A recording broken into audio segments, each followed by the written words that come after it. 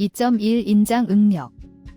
물체의 외부에서 힘이 작용할 때 발생하는 내부적 힘의 분포를 이해하는 것은 공학과 과학 분야에서 매우 중요한 과제입니다. 인장 응력은 이러한 힘의 메커니즘 중 가장 기본적이면서도 중요한 현상 중 하나입니다. 물체의 길이 방향으로 작용하는 힘으로 인해 물체가 늘어나거나 인장되는 현상을 설명하는 개념입니다.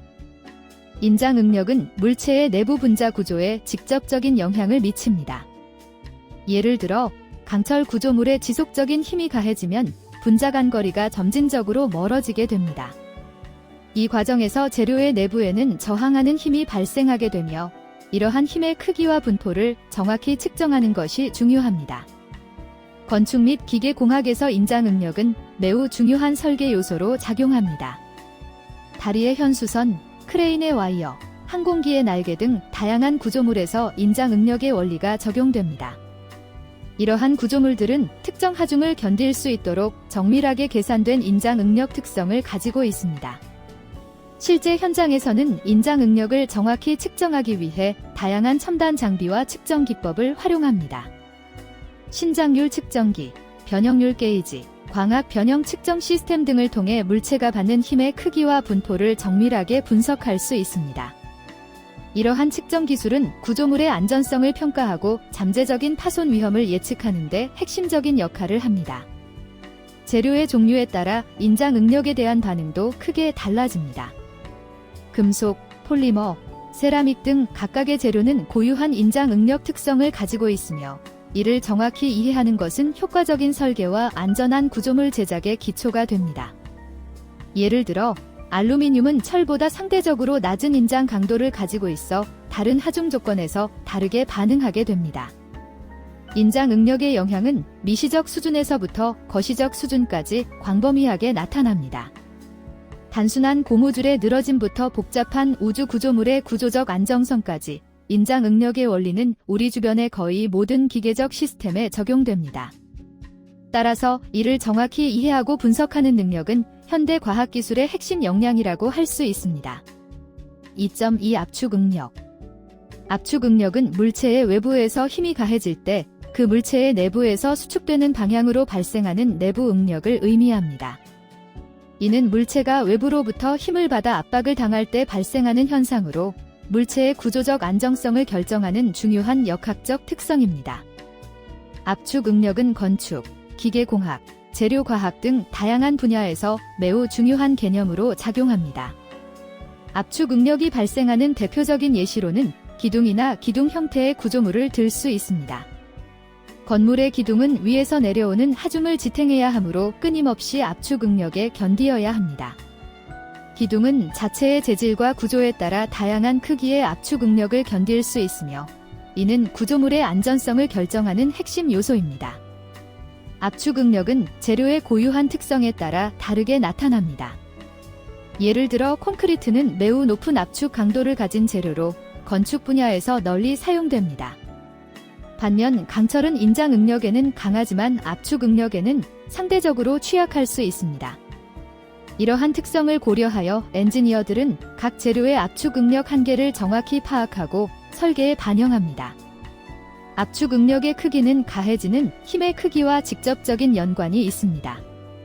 힘의 크기가 증가할수록 압축 응력도 커지며 이는 물체의 변형이나 파괴로 이어질 수 있습니다. 따라서 전문가들은 각 재료가 견딜 수 있는 최대 압축 응력을 정밀하게 계산하고 측정합니다.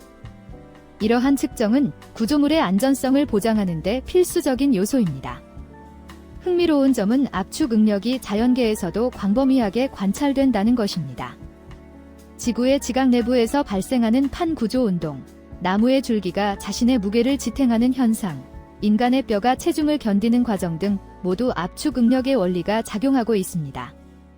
이는 압축 응력이 단순한 공학적 개념을 넘어 자연의 기본 원리임을 보여줍니다. 압축 응력을 정확히 이해하고 측정하는 것은 현대 과학기술의 발전에 매우 중요합니다. 건축, 우주항공, 기계공학, 재료과학 등 거의 모든 공학 분야에서 압축 응력에 대한 깊이 있는 이해는 혁신적인 설계와 안전한 구조물 건설의 기초가 됩니다. 앞으로도 압축 응력에 대한 연구는 계속해서 발전할 것이며 이는 우리의 기술적 한계를 극복하는 중요한 열쇠가 될 것입니다. 2.3 전다 능력. 전다 능력은 물체의 내부에서 서로 다른 방향으로 작용하는 힘에 의해 발생하는 복잡한 응력 유형입니다. 이는 물체의 한 부분이 다른 부분에 대해 미끄러지듯이 변형될 때 나타나는 현상으로 공학과 재료과학에서 매우 중요한 개념입니다. 전다 능력은 물체의 내부 구조에 직접적인 영향을 미치며 구조물의 안정성과 내구성을 평가하는 데 핵심적인 역할을 수행합니다. 전다 능력의 발생 메커니즘은 매우 흥미롭습니다. 두 평행한 면 사이에 작용하는 힘이 서로 다른 방향으로 밀어내거나 당길 때 전다 능력이 생성됩니다. 예를 들어 건물의 벽돌이나 기둥의 측면에서 힘이 가해질 때 내부 분자들은 서로 미끄러지듯 변형되면서 전다 능력이 발생하게 됩니다.